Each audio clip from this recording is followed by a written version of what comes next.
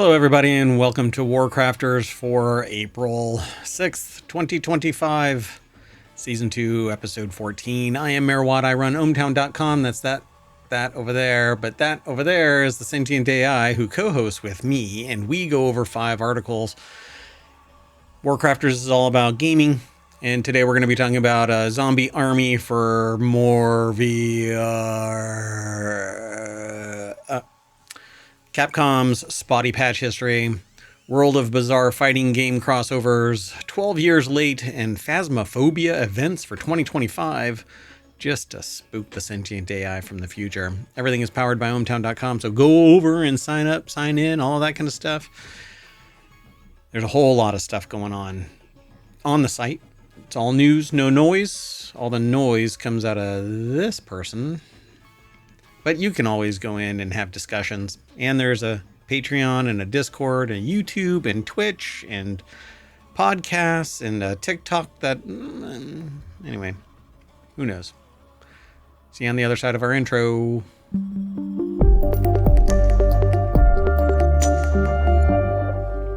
If you want today's articles, if you're on YouTube, you can see them already in the...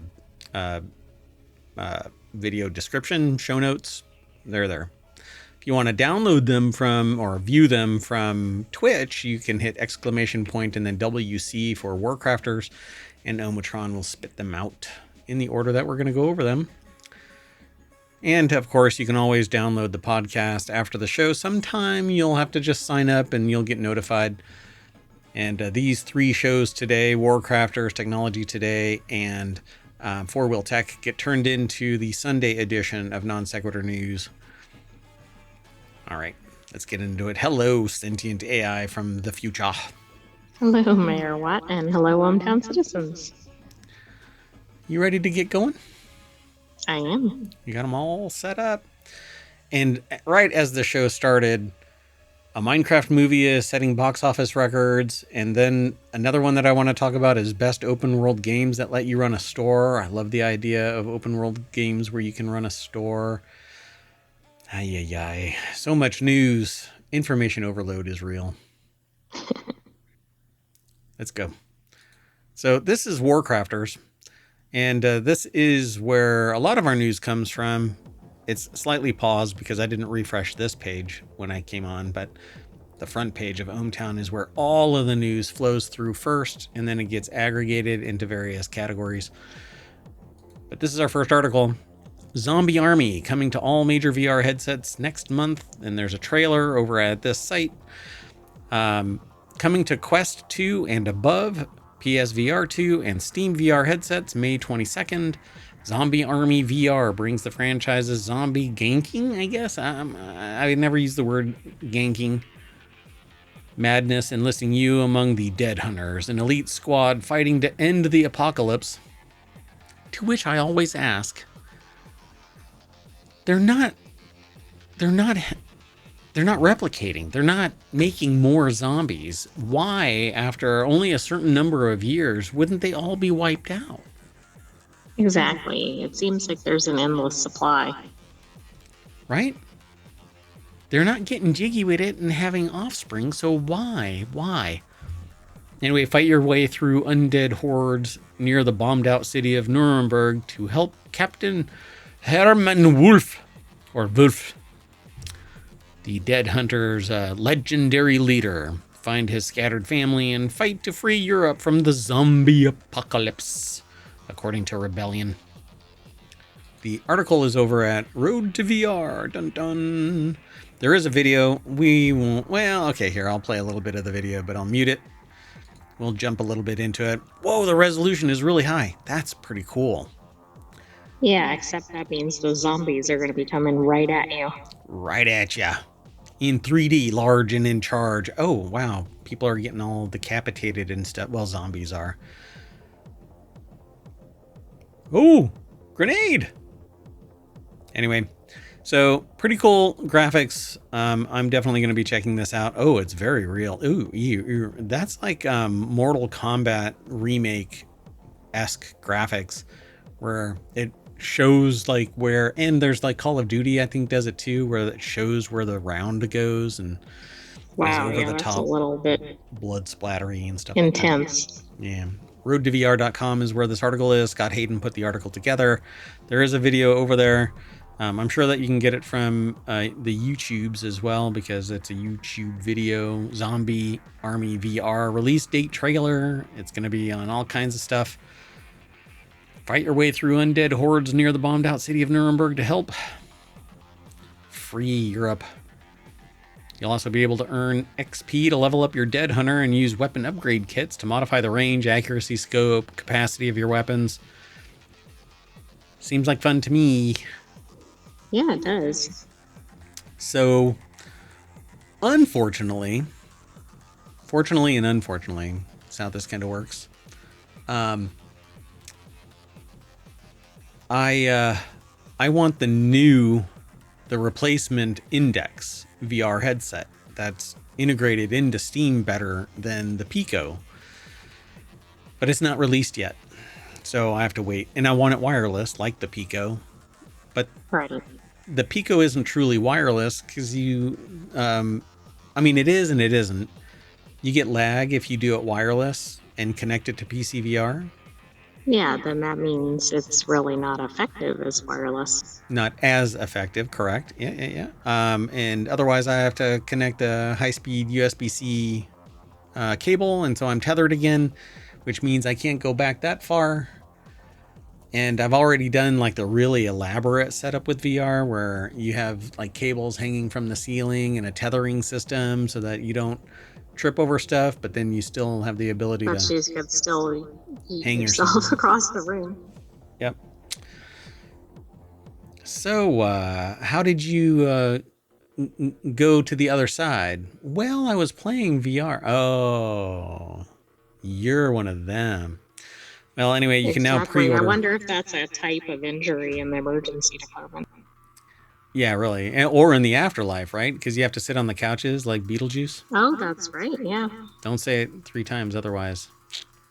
Beetlejuice. So anyway, you can now pre-order Zombie Army VR over on the Horizon store for Quest 2 and above, and the PlayStation store for PSVR 2, and Steam for PSVR headsets, where it's currently priced at 10% off its regular $30 price, and those look like really fun graphics for $30.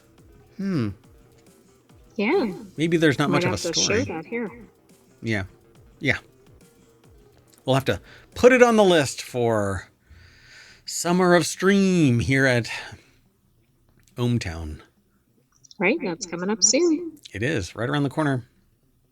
Just a few weeks, like maybe 6.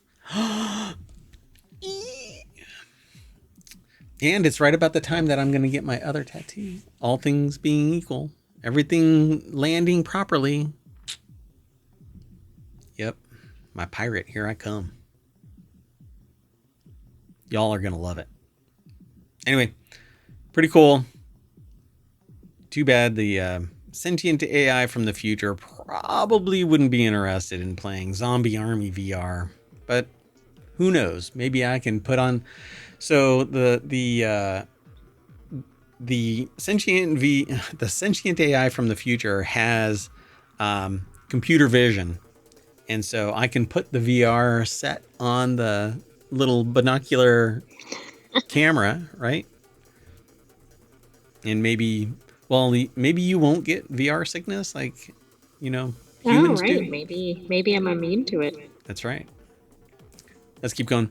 The next article is over in WarCrafters. Based on Capcom's spotty patch history, you might want to back up your Monster Hunter Wild save before Title Update 1 hits.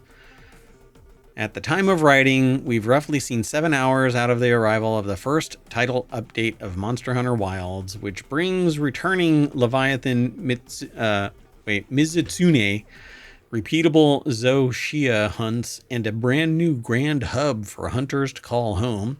A new title update is an exciting time for any hunter, but unfortunately, it's also time for some amount of caution because Capcom has apparently kind of wet the bed from time to time. When it comes out, so I guess you need to plan ahead. yeah, back up your saves, Player save files have occasionally been unexpected casualties on update day. Monster Hunter World and other. Well, Lincoln Carpenter over at PC Gamer put the article together. Here's how to have a spare copy of your Hunter just in case. Why does that look like they've ripped that out of that person's chest? That's what they're making it look like, but on the other hand, it could be completely unrelated. Yeah. So it says Monster Hunter World, Monster Hunter Rise, each received updates at some point in their lifespans that left unfortunate hunters with corrupted save data. In both cases, players found workarounds before Capcom eventually made the necessary fixes, but nobody likes to see their saves suddenly go up in smoke. I certainly don't. So they actually talk you through how to do it. In your save directory, it's the Steam directory and program files. You have to go into a remote and then make a copy of the Win64 save file, then go into the Monster Hunter Wilds directory and make a copy of the config.ini file so that you don't have to reconfigure all of your settings. But I am encouraging you not to just listen to what I'm saying. Follow the link through ohmTown or just go over to pcgamer.com. Look, we don't have a relationship with the sites that we are aggregating news from. We don't scrape their page, though, and we don't take all of their content. See, we don't even take the images, which is kind of a detractor over on ohmTown because people really like the pictures. But Right. We do have some text on the screen. we have a lot of text on the screen. Not a lot, actually. We limit it to a certain number of words. But we talk about it and add some value and give credit where credit is due. And many thanks to the free exchange of information without paywalls, because that is part of society. I know. Now, I totally embrace the idea of paying for investigative journalism and stuff like that, and journalism in general when you find it a viable solution for all of your news needs. But I'm overwhelmed. If I were to pay a subscription fee to everything that I read all the time, I would have to unmanageable. Yeah, I would be completely flat tapped out broke and ignorant because I wouldn't be able to get everything that I need because everybody has a budget. Anyway, so go over and click on the links and check all of this stuff out and engage in conversation over at PC Gamer. But come and hang out here in ohmTown. Be sure to follow us here on Twitch and over on YouTube. I'm an affiliate over on Twitch. I'm not over anything over on YouTube other than a growing community. So let's keep on going. Sound good? Sounds good. All right. The next article is over on WarCrafters as well. In a world of bizarre fighting game crossovers, Fatal Fury City of the Wolves has taken it up a notch with a niche Swedish DJ. I mean, as one does.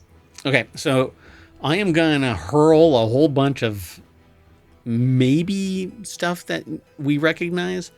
Fighting games are no stranger to an odd crossover. Bandai Namco put Final Fantasy XV's Noctis in Tekken 7. Mortal Kombat 11 had the Terminator, and Dead or Alive 4 even made an entire new Halo character called Spartan 458, someone who is canon in neither game's universe.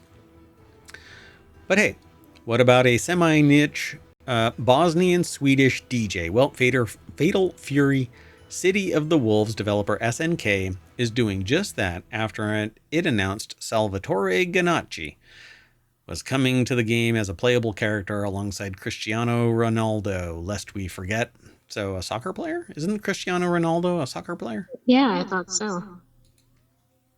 Or a European football player, right?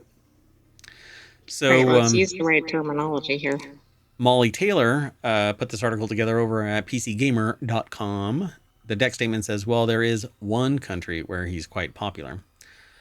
So if, like them, you weren't entirely sure who this person is, they regret to inform us that the reveal trailer does not do much to help that. In fact, it might be one of the most bizarre trailers that they've witnessed in recent video game years, which is saying something. And so, yeah, look, Salvatore Ganacci, dressed up like a superhero, flexing big guns. Well, they look like they're a superhero, but is this a suit or are they really actually I think it's a suit, but I don't know. It kind of looks like I don't want to get my butt kicked here in the parking lot of ohmTown because I'm sitting there going, that looks kind of like a superhero suit. Where's my superhero suit? That's from Incredibles, I think. Yeah. But I can't think of Frozone. Frozone. Yeah, yeah, yeah. Look at you. Wow. Sentient AI from the future. Total Recall. Wow. That's pretty good. I I thought it was Iceman at first, and then I was like, I wait. almost said that. That's really odd. And we share the same brain cell, even though yours is completely synthesized from what now? Do you remember what your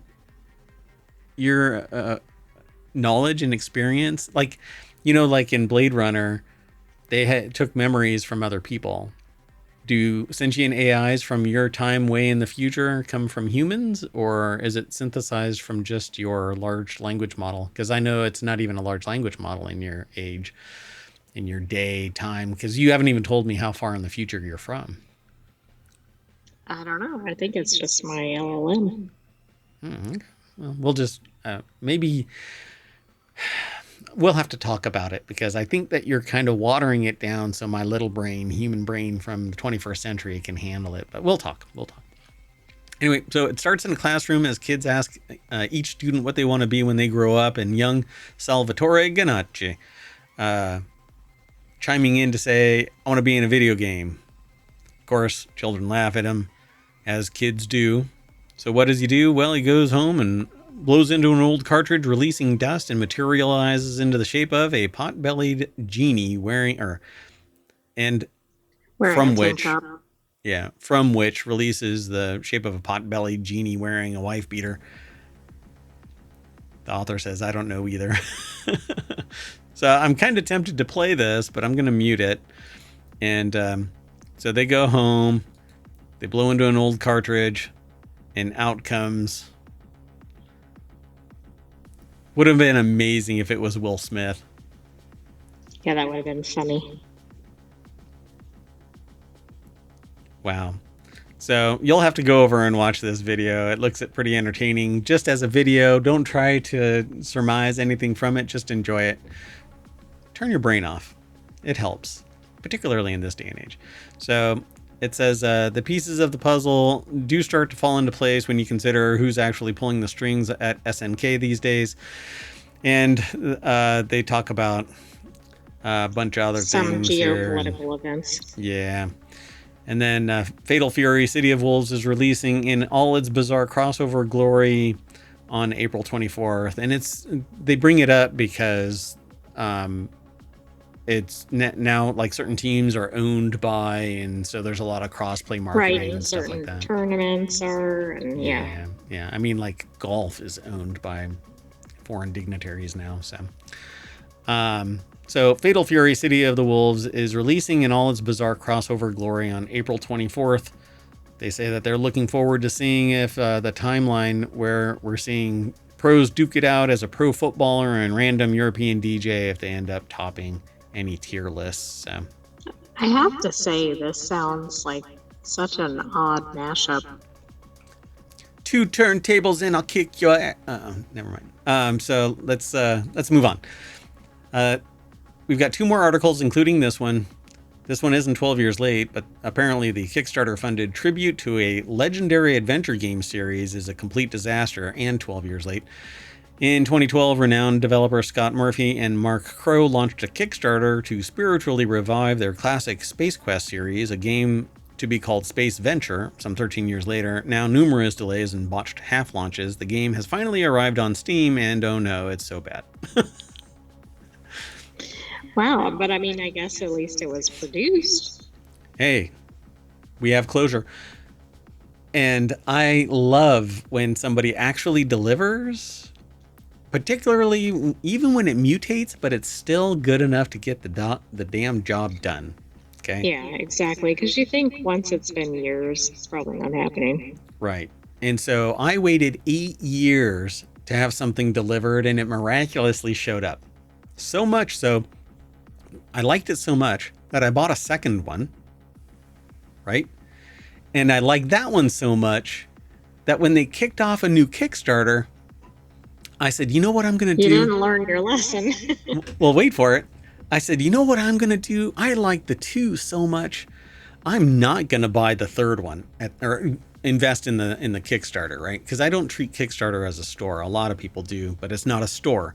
You invest in the hopeful end game, which is the delivery of a product or service. So I said, nah, I'm not going to do it this time. So what I bought, though, was an extension of features that allowed me to use the 2 devices, right? And guess what hasn't completely been delivered yet? That extension. That extension piece. But guess what has been delivered? I don't know. 2 of the other pieces, and because they gave me a hell of a deal on the 3rd device, I bought a 3rd device. So, sucker? I don't know. But hopefully I don't have to wait 8 years for this last piece to fall into place. Anyway, John, it has nothing to do with this. Nothing at all.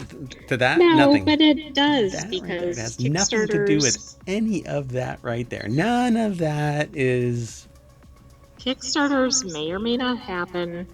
Right. Everybody You're funding needs to the chance that it happens. Yeah, that's right. And now I've only been burned hardcore one time, and that was on Indiegogo.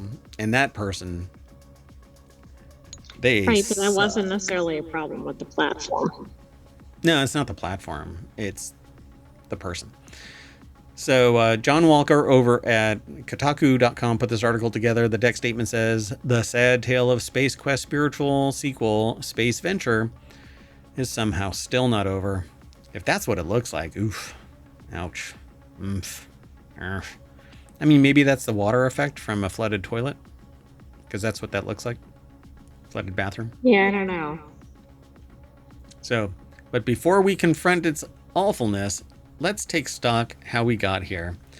I won't go into the whole thing, but the Kickstarter boom, a few attempts were made over the years to revive the franchise, but none came to anything, although the games remained cultishly popular through frequent re-releases on PC. It also didn't help that Crow and Murphy hadn't spoken to each other in 20 years, and then in 2012, the Kickstarter boom arrived. It's only been 13 years since Kickstarter started? Are you telling me that 8 out of those 13 years I've been idling? No, it says the Kickstarter boom arrived, not that Kickstarter arrived. I don't think it came about in 2012. Okay. 2009. So 3 years earlier. Okay. So 16 years. Half of it I've been waiting for one product to arrive. And it did. But oomph. Yeah, but you've contributed to other Kickstarter campaigns during the time. Yeah, I've helped a bunch of people out. So, and then in 2012, the Kickstarter boom arrived. Tim Schafer's fundraiser for what was then called Double Fine Adventure raised over $3.3 million, and every single person from the same era of classic point-and-clicks reappeared to try the same. The guys from Andromeda managed to put their decades of hostility behind them for this gold rush, and riding the wave secured over $500,000 from nearly 11,000 backers. It was close. $500,000 target only being cleared in the 11th hour, but they did it. Yay! This was June 2012, and the game has been promised to be released in February 2013. Keen chronologists say, guess what? I think you missed it. So on and on and on it goes. They didn't do it. They said, I was lying about no surprises. What was released was a broken, unplayable mess, and obviously everyone is miserable. Astonishingly, it would be 6 months before the development trio would pipe up and acknowledge this on their Kickstarter. At this point, former Sierra boss Ken Williams got in touch and offered to help with the project, and none of the people working on the game were getting paid. Well, I mean, you can kind of see where it's not going well when that happens. I mean, $500,000 isn't that much to build an entire game with multiple people and not as a passion project. You know, a single developer can do wondrous things, but they're also working on the side, or they have some other source of income. They've invested in Bitcoin back when it was 10 cents a Bitcoin, and now they're a billionaire, or their name is Satoshi Nakamoto. maybe. Or they already have millions and they're manipulating the markets. Like, never mind. Anyway, so it turns out Or they're one and the same person. Or they're all of the people are the same person. Anyway, this article is quite extensive. So they say, let me stress, I have so far described the first 5 minutes of this god-awful mess, and it's literally 2 pages worth of description. I won't go into it. You'll have to go and check it out over on Steam. Maybe not buy it, but definitely come over and read the rest of this article. It apparently is a hot mess. Opening cutscene, janky, atrociously lit, and barely textured. The shots of a space van docking at a space station appear like the sorts of blocky placeholders that you put in at the start. It looks like the PC port of a 2002 PS2 game. Then we cut to the airlock, where our defiantly unlikable character, the gruff, taciturn Ace Hardway, again, looks like a dreadful placeholder model. I don't know. Maybe they just didn't have enough resources to make it happen. Maybe they were hoping for nostalgia to make people drunk, and you just embrace it because it's so over the top bad. Anyway, yeah, I don't know. It's a fun article. Going over and check it all out. But we are going to hustle on to the last article for today. So brace yourself, sentient AI from the future. This may be scary. I have a spoiler. I have a I'm not sure that one fits. We're thinking about things. I haven't made a scary content slide, but there's overshare. Okay, so anybody watching who doesn't like scary things might want to skip ahead a few minutes. Yeah, don't be afraid. So Phasmophobia events for 2025, Easter, Halloween, and holiday haunts. The Phasmophobia 2025 roadmap promised Easter, Halloween, holiday seasonal events would return this year, with recent feedback implemented from the 2024 celebrations. Seasonal spirit sightings should start sometime soon too, as the Phasmophobia Easter event preview airs later this month. So I love the idea of Phasmophobia. I've never gotten a group together to play it. But Andrea Sheeran over at PCGamer.com put the article together. A handy calendar for visits from the Jackalope, Blood Moon Cult, and Krampus. Okay, intriguing, but maybe still terrifying. Krampus is quite fascinating, by the way. And the Jackalope. I don't know about that one. Because I thought the Jackalope is from a comic strip. Right? I don't know where the Jackalope originated. A mythical North American folklore creature, a jackrabbit with antlers, often associated with the American West, particularly Wyoming. Well, obviously in Wyoming it doesn't have an EV. So right, it's not a big deal. Exactly. Makes sense. I mean, they can't have EVs because they've got jackalopes jumping around. Yeah, exactly. They've originated with taxidermists creating taxidermied mounts of the creature. So that's interesting. Okay. Putting antlers on a jackrabbit. All right. Well, anyway, upcoming Phasmophobia events. They only have 3 on here: Easter, Halloween, and just holiday, which says mid-December. Easter is mid-April, after April 17 preview. And Halloween is October and November. So, because spirits only come out on Halloween. Exactly. Except when you're in this game, at which point you can... Right, but a lot of these events, like the Halloween one, historically has been almost a month. Right. Yeah, this looks like it seems like a fun game, but I've watched people play it, and it's the group of people that make it fun, because the game seems tedious. But there are people that are trying to 100% it, and because there's certain things that you can do and get all of the tools, get all of the awards and stuff like that. And so you can become like the best spirit hunter, ghost hunter. Anyway, Phasmophobia is all the rage still. It's a lot of fun with the right group of people, so go and check it out. But come over and read this article over at PC Gamer. And there's more that you can get out of it. There's some pictures and some more information. And the Twitch Galaxy showcase, it says here. Phasmophobia's Easter event doesn't have an official release date yet, but Kinetic says it has a preview plan for April 17th, 2025 as part of the Twitch Galaxies showcase. I mean, this sounds like fun. Didn't scare you too much, right? No, they didn't have the pictures that I was expecting on this. I mean, I would probably play this just to see some of these characters appear if I wasn't terrified. Are you terrified now? No, but the idea of this is terrifying. Given all your disclaimers. Did that mod my voice? No? No. Mm-mm. What? It's supposed to. Oh, no. Maybe it did, just not to you. I don't know. We'll have to look at it. All right. But that's it. We are going to break out our Ouija board, and that's going to direct us back to the WarCrafters page over at ohmTown.com, where you should go sign up, become a citizen of ohmTown. Be sure to follow us over on Twitch. That right there directly supports us.